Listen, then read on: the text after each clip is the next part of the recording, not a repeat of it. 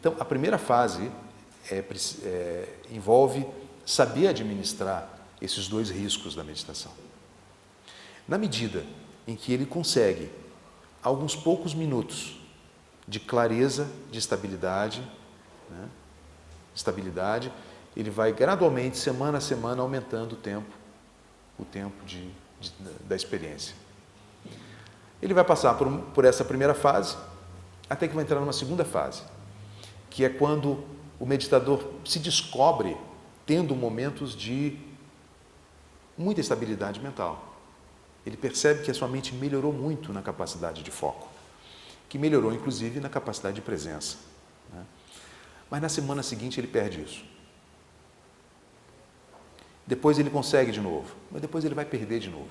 Então essa é a segunda fase, que é esperada, e tem diretamente a ver com impedimentos externos ao exercício meditativo. Quais são os principais impedimentos externos para a pessoa evoluir na meditação?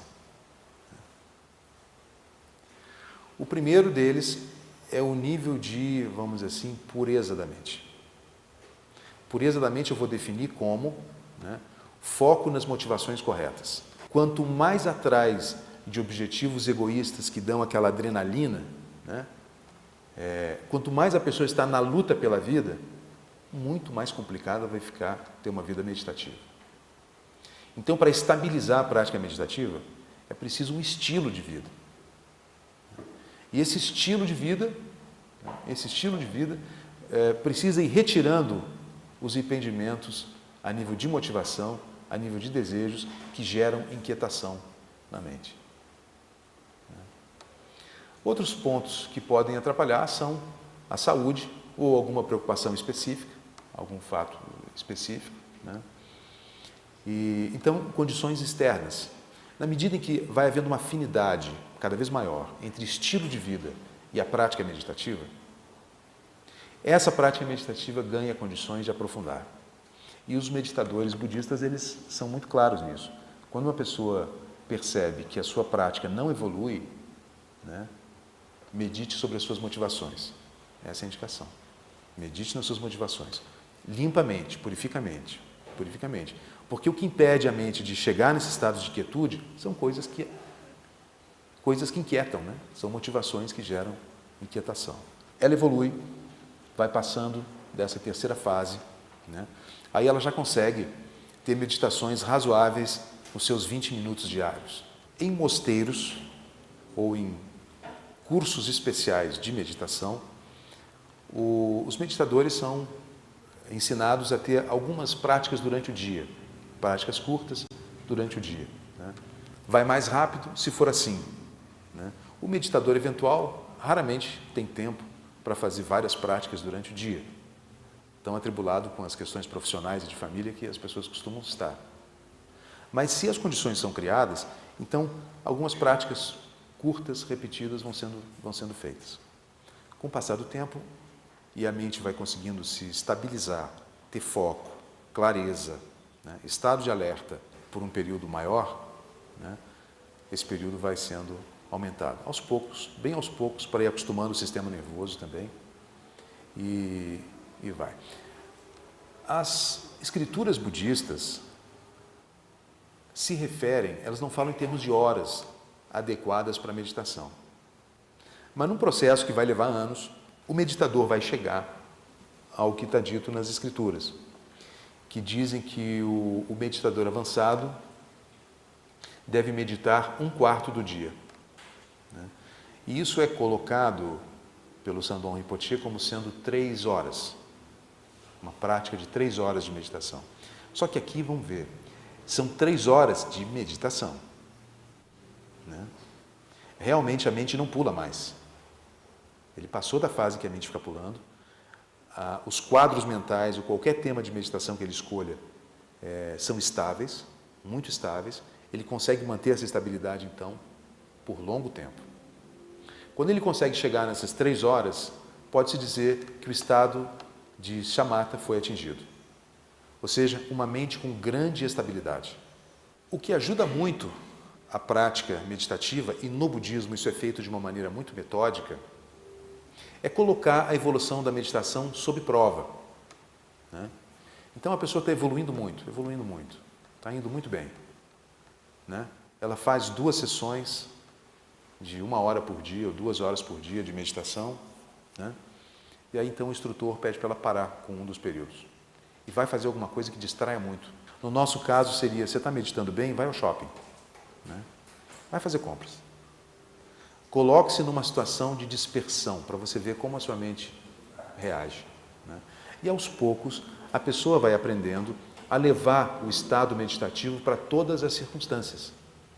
E quando ela desenvolve essa capacidade de dirigir meditando, cozinhar meditando, caminhar meditando, cada momento do dia tem a presença, ou seja, o estado meditativo, mesmo que não haja um tema de meditação, mas o estado meditativo está presente, aí o desenvolvimento ganha em força, ganha muito em força e vai mais rápido, né? Então, existe o experimento meditativo e a postura meditativa durante o dia. Bom, a pessoa evolui e atinge o estado de shamatha. Chegar a um estado de shamatha não é pouca coisa na vida de um meditador. Isso é resultado já de uma longa história de esforços. De acordo com a tradição budista, o tempo que uma pessoa leva para chegar ao desenvolvimento de shamatha depende dos esforços que ela teve em outras vidas. De maneira que para alguns é muito rápido e para uns é muito lento. De qualquer forma, a prática é a mesma. É continuar fazendo, seja para desenvolver novas habilidades, seja para simplesmente despertar habilidades que já foram desenvolvidas. Quando uma pessoa é capaz de chegar nessas 3 horas ininterruptas de meditação, provavelmente ela vai poder meditar durante dias ou semanas. E isso é a base para entrar na fase seguinte da meditação, que é Vipassana. A meditação do insight, do reto insight. Porque quando o Samatha foi atingida, significa que houve uma mudança profunda na qualidade da mente perceber, na qualidade com que a mente percebe. Vamos dizer assim, os pensamentos através dos quais nós percebemos a realidade, eles estão sempre se movendo. O pensamento existe dentro do movimento. Esse movimento do pensamento, que nos permite ver as coisas sempre por outro ângulo, ele também limita até onde nós podemos realmente compreender. Para a visão oriental, isso é importante, o movimento da mente, ao contrário de ser a melhor forma de conhecer, é o impedimento para que se conheça num nível mais profundo. Então, o que se busca em shamatha é que o movimento do pensamento cesse. Não cessa a inteligência, não cessa a lucidez. A compreensão está cada vez mais viva. Porém, não é o raciocínio linear que leva ao conhecimento. Isso é que se chama insight. Então, na mente do meditador, se cria um silêncio prolífero, né? Uma capacidade de o que quer que ele tenha escolhido como meta da sua meditação, como objeto de meditação, vai sendo retratado na mente com uma tremenda estabilidade. Ele não precisa mais pensar sobre aquilo. É um olhar da mente para o objeto da meditação, né? E esse olhar promove naturalmente um conhecimento mais profundo. As coisas vêm, né? As coisas vão vindo. Então não é mais um conhecer pelo raciocínio, é um conhecimento que vem de dentro, uma percepção que vem de dentro. Nessa fase, o meditador se aproxima de uma possibilidade fantástica dentro do caminho da meditação, que são os vários níveis de samadhi. O samadhi ocorre quando a mente parou, quando o pensamento parou e a inteligência está ativa. Para nós pode parecer difícil diferenciar uma coisa da outra, porque nós estamos acostumados a pensar em inteligência associada ao pensamento. Mas nessa visão, o pensamento é apenas um revestimento da inteligência. apenas um dos revestimentos da inteligência. A gente poderia dizer que quando a gente sente, tem uma inteligência revestida pela emoção. Quando a gente pensa, tem uma inteligência revestida pelo pensamento. Porém, há inteligência que surge sem pensamento. Isso para nós é novo, mas é a base da filosofia budista e do yoga em geral. Então, essa capacidade de olhar profundamente no silêncio, ela abre espaço para estados ampliados de percepção. Então, tem a fase dos samadhis rupa, que se chama, onde o meditador vai se fundindo com aquilo sobre o qual medita. Depois, estados ainda mais profundos, que são os nirupadi estados. Os estados nirupadi são samadhis mais avançados. E, segundo o Sandon Rinpoche, ele chega a usar assim, chega a ser uma luxúria para o meditador entrar nesses estados, tal a plenitude e a bem-aventurança que eles promovem. Porém, o meditador avançado no budismo, ele é aconselhado a não entrar na fase do samadhi, não entrar imediatamente no samadhi. Ele se detém no estado de vipassana e faz a investigação do que o budismo chama de insubstancialidade do real. Aquele conceito muito confuso do vazio, do vazio das coisas. Então, o meditador vai explorar as 4 nobres verdades, o sofrimento humano, investigar as causas do sofrimento humano, investigar os caminhos para sair do sofrimento, investigar o que ocorre quando se faz o caminho. Então, tudo isso começa a ficar luminoso, claro para o meditador. E a busca é o nirvana. O nirvana é a culminância da meditação. Na literatura do yoga, o nirvana poderia ser o correlato a um samadhi de último nível, de último estágio. No nível do nirvana, no nível do samadhi, o meditador já não medita sobre a realidade, ele medita sobre a própria mente. Nesses estágios finais surgem aí os estados de iluminação última, acompanhados de alguns fenômenos. Por exemplo, quando se chega a atingir plenamente o samadhi, aliás o samatha, que o Sandon Rinpoche diz que é um marco na vida do meditador, ele faz uma analogia entre samadhi e samatha, dizendo que o termo sama significa equidade, equidade, no sentido de que a mente e o corpo entram em sintonia. Então, samadhi levam a esse estado de fusão da mente e do corpo, o que quer dizer o efeito na consciência de algumas energias sutis que o corpo tem.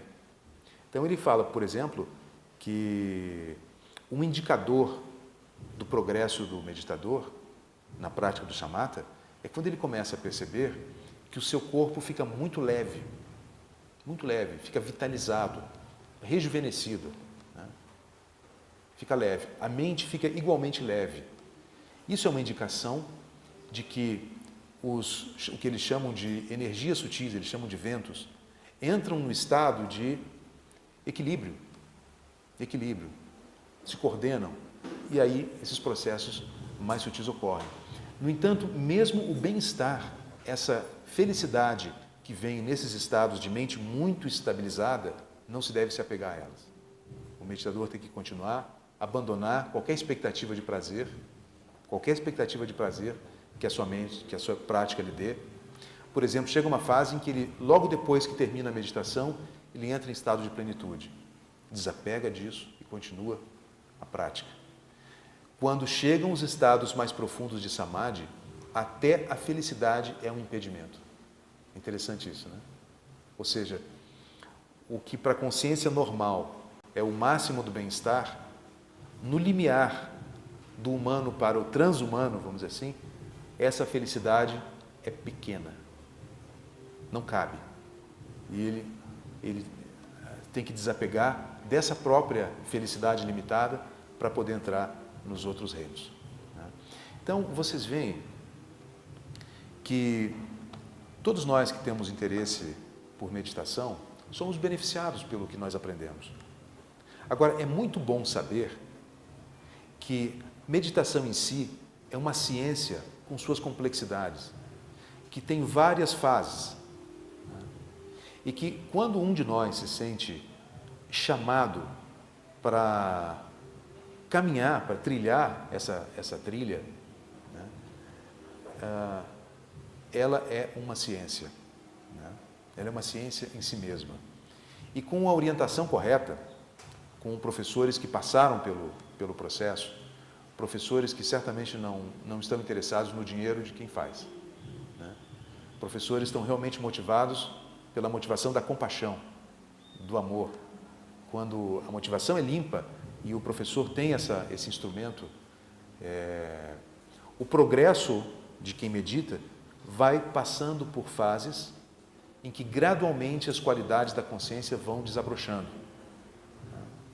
Se ele não interromper e conseguir ter um progresso regular na sua prática, ele entra em estados de profunda transformação em que ele vai se aproximando da plenitude da potencialidade humana.